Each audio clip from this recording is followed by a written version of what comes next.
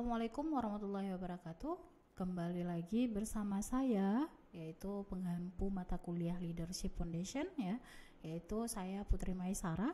Di sini akan kita bahas bab 2, materi kita yaitu bab 2 terkait dengan profesi dan ilmu kepemimpinan. Nah, ada beberapa poin di dalam bab 2 ini yang akan kita bahas. Yang pertama, ya, mahasiswa mengetahui profesi dalam kepemimpinan ataupun kepemimpinan itu masuk ke dalam jenis satu profesi. Kemudian yang kedua, mahasiswa mengetahui etika dan perilaku etis dalam kepemimpinan. Ketiga, mahasiswa mengetahui perbedaan kepemimpinan dan manajemen. Dan yang keempat, mahasiswa mengetahui ilmu kepemimpinan dan teori kepemimpinan umum. Jadi 4 poin ini yang akan kita bahas dalam bab 2 ini. Oke, langsung aja kita bahas. Pertama adalah pengertian profesi ataupun profesi kepemimpinan. Jadi pemimpin itu merupakan suatu profesi, ya. Pemimpin suatu profesi yang memimpin organisasi dan dia juga memimpin berbagai profesi dalam melaksanakan kegiatan ataupun aktivitas organisasi. Nah, dalam profesi kepemimpinan ini yang dilakukan adalah dengan cara memberikan layanan ataupun pelayanan berupa bisa jadi pelaksanaan fungsi-fungsi dari kepemimpinan.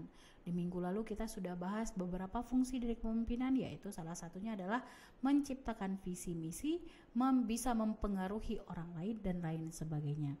Jadi dengan profesi kepemimpinan ini yang dilakukan oleh seorang pemimpin adalah memberikan pelayanan, di mana pelayanan yang diberikan itu berupa pelaksanaan dari fungsi-fungsi kepemimpinan. Nah, syarat profesi itu ada beberapa teman-teman, yaitu pertama dia pekerjaannya adalah paruh waktu, ada otonomi di dalamnya, ada kode etik profesi, setiap profesi itu pasti ada kode etiknya, kemudian literatur profesi, kemudian penerapan ilmu penerapannya bagaimana, kemudian dari lembaga pendidikan profesi juga dia bagaimana, ya, ada lembaga pendidikan profesinya, kemudian ada asosiasi profesinya juga. Kemudian ada lembaga penelitian, di mana lembaga penelitian ini selalu memberikan perkembangan-perkembangan yang dilakukan melalui riset seperti itu. Nah, kita bahas lagi, kepemimpinan itu ada yang profesinya itu kepemimpinan secara langsung dan ada berdasarkan tidak langsung gitu. Kepemimpinan langsung adalah pemimpin mempengaruhi secara langsung. Si pemimpin yang mempengaruhi secara langsung tanpa perantara terhadap para pengikutnya, itu disebut dengan kepemimpinan langsung. Kemudian ada juga nih kepemimpinan tidak langsung. Kepemimpinan tidak langsung ini bagaimana seorang pemimpin itu bisa mempengaruhi pengikutnya secara tidak langsung.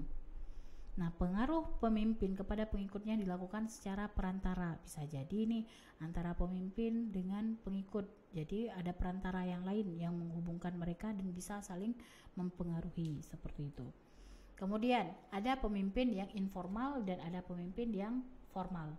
Nah, pemimpin yang formal, teman-teman, pemimpin yang formal itu adalah kepemimpinan yang memimpin organisasi-organisasi formal. Contohnya seperti lembaga pemerintahan, organisasi militer, polisi, dan lain sebagainya. Itu disebut dengan kepemimpinan yang formal.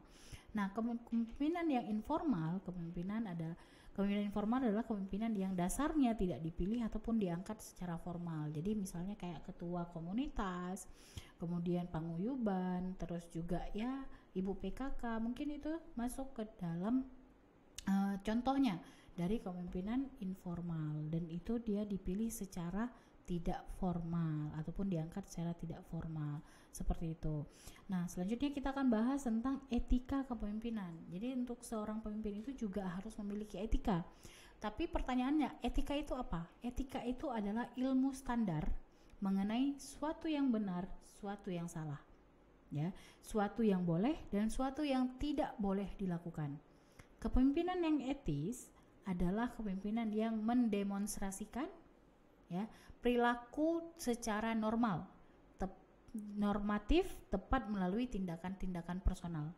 Dia bisa mencontohkan ke orang-orang lain dan melalui hubungan interpersonal ya dengan para bawahannya dan promosi kepada para pengikut melalui komunikasi dua arah. Komunikasi dua arah berarti antara pemimpin dan bawahan itu saling berkomunikasi, nggak cuma satu arah nggak cuma komunikasi yang dilakukan oleh si pemimpin ke bawahan aja, tapi dari bawahan juga melakukan komunikasi kepada para pemimpin seperti itu. Kemudian penguatan dan pembuatan keputusan seperti itu adalah etika, pengertian dari etika. Kemudian fungsi etika kepemimpinan, ini ada beberapa fungsi. Yang pertama untuk mengetahui norma etika yang digunakan dalam suatu perusahaan itu seperti apa.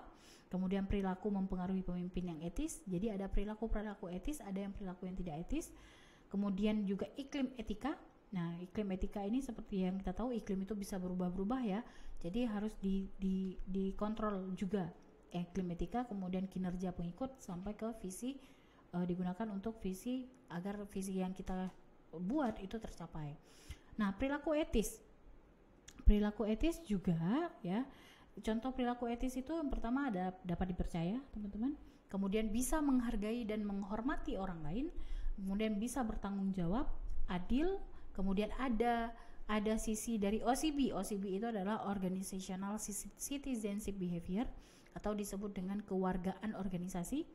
Kemudian menggunakan kekuasaan dengan bijak. Jangan sampai teman-teman sebagai pemimpin itu menggunakan wewenang ataupun karena dia punya kekuasaan dia sesuka hatinya aja, nggak bisa. Tapi dia harus menggunakan kekuasaannya secara bijak. Kemudian yang terakhir adalah jujur, seperti itu. Nah, itu teman-teman terkait dengan materi. Akan kita lanjutkan bahas dengan leadership versus manajemen. Apa yang membedakan antara leadership dan manajemen? Oke, terima kasih. Assalamualaikum warahmatullahi wabarakatuh.